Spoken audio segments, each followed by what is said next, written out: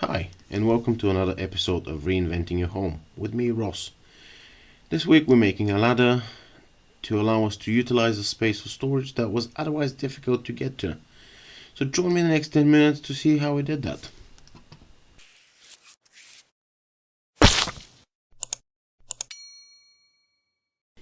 This is probably my first and only project that started with the Pythagorean theorem. But I thought I'd share that with you. I thought it was pretty cool. So if you think about it, this ladder, once it's leaning on the wall, this is actually a triangle. So that actually allowed me to calculate the length of the ladder, roughly. And then I created a template on my outfeed table, just so I can make sure that I get the angles right, and I can replicate it on the other piece and make sure that both pieces are absolutely identical. But nevertheless, I thought it was a pretty cool thing to share. So as you can see here, this is what I'm doing here. I will clamp the piece, I will just transfer the angle. That way I can make sure that it's absolutely 100% right. And then we transfer it with the angle gauge. I think it was about 10 degrees on the bottom. Then we can trim it on the table saw. Now the top angle is quite steep, so that is not going to fit on the miter saw. My miter saw doesn't really have a capacity to cut these steep angles, so I was going to do it by hand and then go over it with a smoothing plane just so I can bring it down to my pencil line.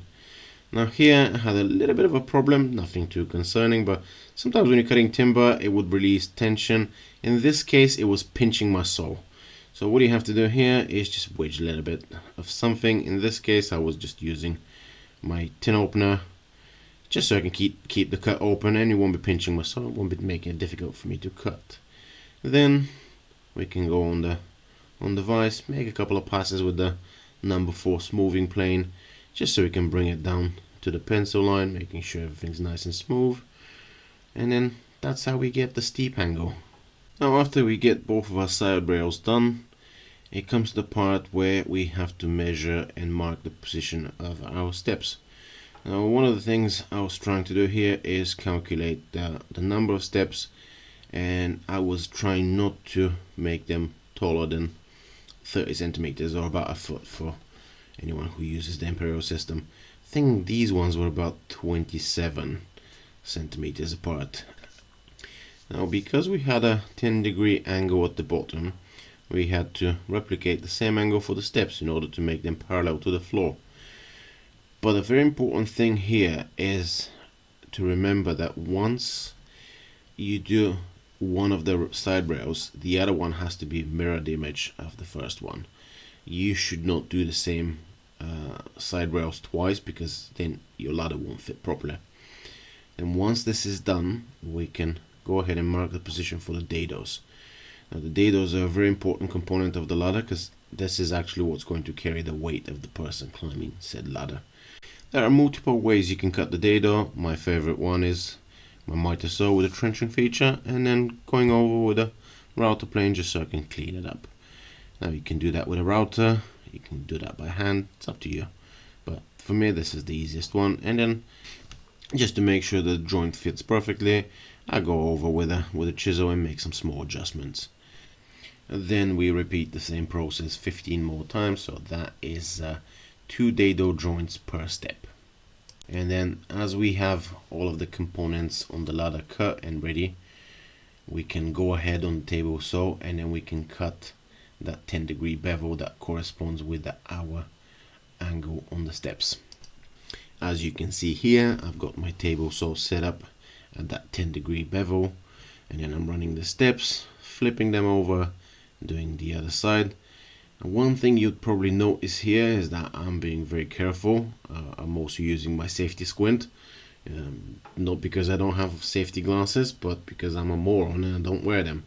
But anyways, back to the build. So once we do all of the steps, we can trim the rails slightly, and that is so we can make sure that our steps and rails are flush together. But you can only take the measurement once the steps have been cut with that bevel. So this is what I'm doing now, and then after that we can go ahead and clean up those cuts. So most of the times those cuts would not come clean from the saw, you'd end up with a little bit of saw marks.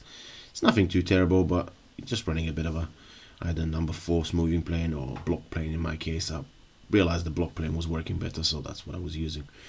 And here's a little tip for you.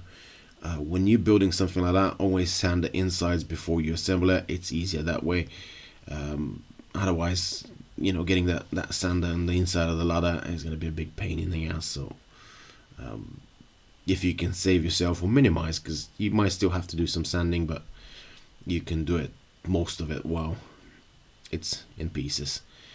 Then after that, we go ahead and assemble it. So we put some glue in those dados, we put everything together. Then I've literally used all of my clamps on that one, because well, not all of them, but I put most of them, because I put a clamp on every single step just so I can make sure that it's all pulled in together. Now our plan here was to use screws. Given that all of the weight would be carried by the dado joint, the screw is there just so it can hold everything together. So it makes a perfect choice in this case, so I can clamp it, put the screws in together, and then I can take the clamps off straight away, because the screws would hold everything together while the glue is sitting. The other thing I was thinking is to have those holes plugged. Now you can plug them with dowels. However, I have these special plug cutter bits, so I can cut the plugs from the same material and go as far as to try and match the grain. Now that doesn't make them completely invisible, but it's not something that stands out too much, and you will see that in a second. This is once it's all been assembled. I'm going over some of the joints weren't aligning properly. There was some of them would have some misalignment by 0.5 millimeter, so that's why I was going ahead with the sander, just to make sure that I clean them up. And then here we're building this little plate. I did think a lot about how to do that. I could have just left it like that, but I wanted to put a couple of screws on top of the ladder, because this is going to be a permanent fixture in that house. So I just wanted to make sure that it's not going to move. I mean, it was still safe, but I wanted to pin it on the top with a couple of screws, just so it won't move. Other than that, it's nothing structural. So that's why I built this plate, kind of like a mounting plate, that allowed me to put a couple of screws into the wall on top of the ladder, just making sure that when someone's climbing it, this is not going to move in any way. Then once the plate was done, we can go ahead and actually cut the plugs and plug those holes. So this is what I'm doing here. I'm using this special plug cutter, and as you may have noticed here, this piece is the offcut from that steep angle, which is otherwise a useless piece of a wood that is going to go in my bin. But in this case, I was able to cut the plugs, all of the plugs off of that piece, and make some use of it. And then after that, we just put some glue, tap the plugs in place, leave them for 24 hours, come back the next day, flush, trim them. You can use a multi-cutter if you don't want to use a hand saw. I'm using my pool saw, and clean them up a little bit with a sander. I will have a close-up shot here. You can see they're not completely invisible, but I do think it's a nice finish.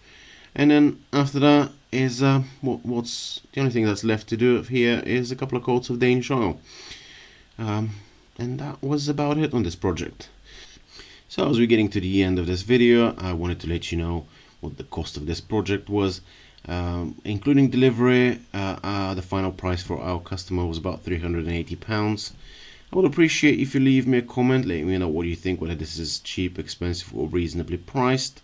However, I would kindly ask you not to put the price in the comments. That way I would know anyone who's commented has watched the video to the end. Thank you for watching, and I will see you on the next one. And by the way, I had to remove that decorative beam so people won't bash their heads while climbing this thing.